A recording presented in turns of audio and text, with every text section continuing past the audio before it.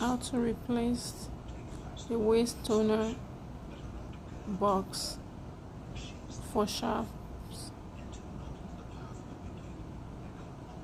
First, remove the paper tray.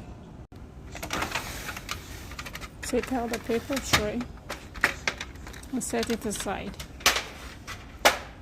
Then pop open the compartment where the waste toner box is, and you can take it out. Once it comes out, this is a new one I replaced, but I'm just showing you how to, in case you want to replace it. Once you take it out, take a new one and pop it back in.